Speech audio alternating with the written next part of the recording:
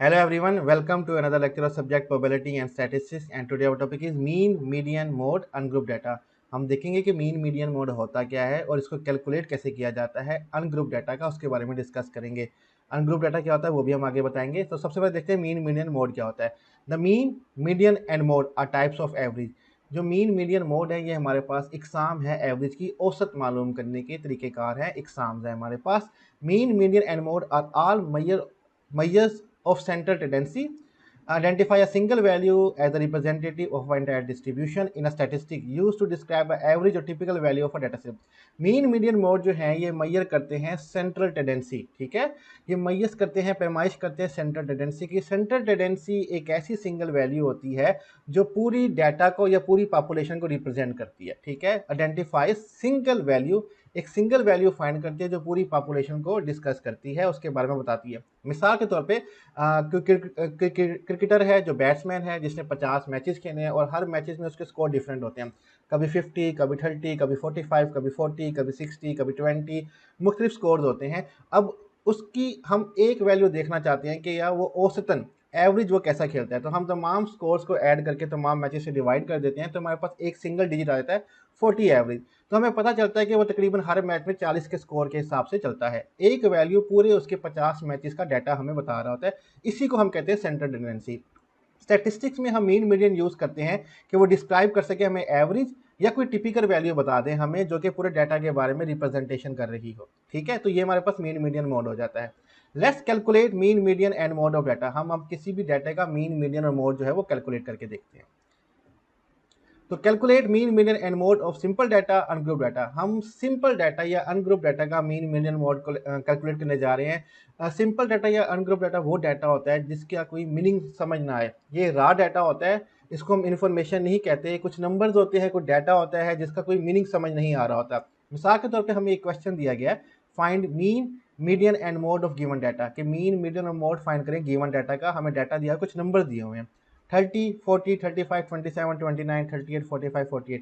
हमें नहीं पता ये नंबर्स किस चीज़ को एक्सप्लेन कर रहे हैं, किस चीज़ के बारे में, सिर्फ डाटा दिया गया है। तो अब हमें इसका मीन मीडियन और मोड कैसे फाइंड करना है। तो सबसे पहले हम मीन फाइंड करते हैं। मीन को फाइंड करने के लिए हमें क्या करना होता है, to find the mean you need to add up all the data and divide this total by total number of value in the data।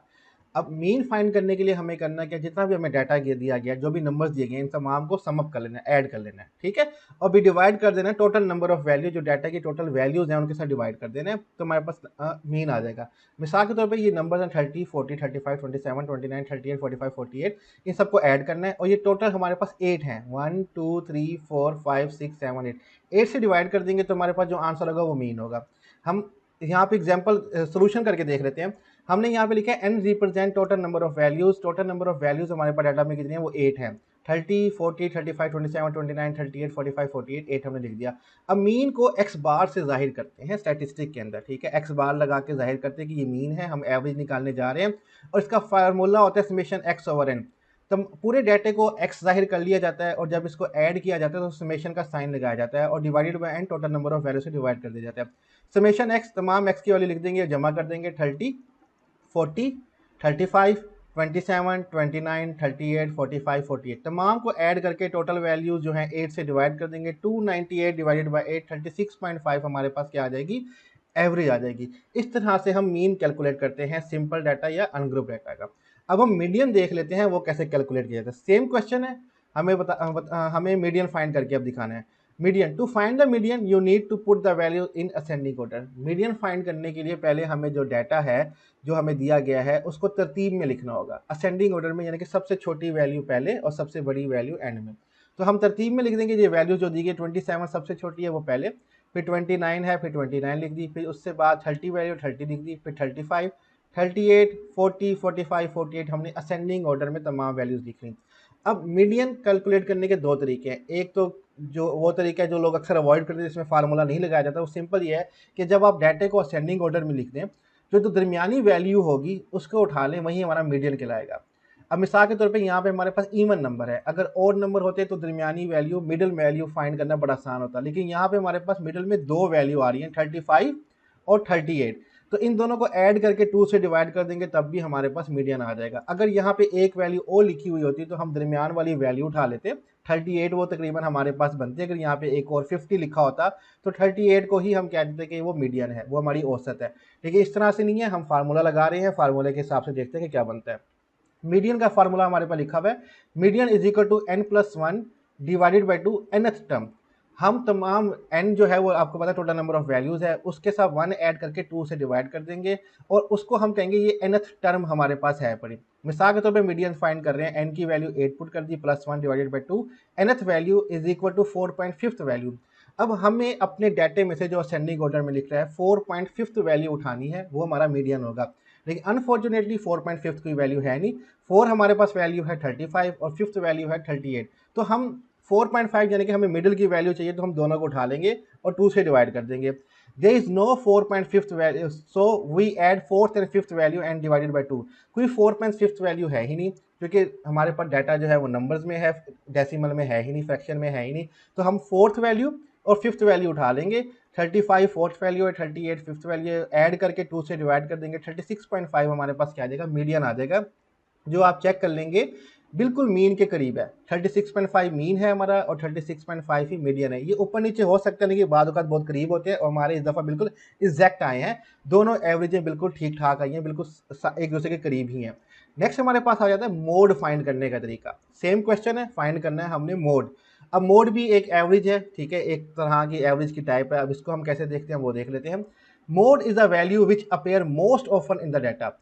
It is possible to have more than one mode. अब mode कहा जाता है कि ये वो value है जो सबसे ज़्यादा अपेयर हो रही है डाटा के अंदर। मीन्स के कहना चाहते हैं कि जो डाटे में सबसे ज़्यादा वैल्यूज़ होंगी वही रिप्रेजेंटेटिव डाटे का एक वैल्यू होगी, कि वो सबसे ज़्यादा जाहिर हो करेगी डाटे को, क्योंकि वो ज़्यादा दफ़ा आ रही है तो उसी को हम मोड करार दे देते हैं कि ये हमारी एवरेज है। It is possible to have more than one mode. अगर डाटे में कुछ वैल्यूज़ ज़्यादातर, अगर सपोज करें कि दो वैल्यू ही ज़्यादा आ रही हैं, एक वैल्यू 4 दफ़ा आ रही है, दूसरी वैल्यू भी 4 दफ़ा आ रही है, बाकी एक एक दफ़ा आ रही है, तो हम दोनों को कह देंगे ये मोड है। ठीक है, एग्जाम्पल से देख लेते हैं। In above question all values are appear only one time.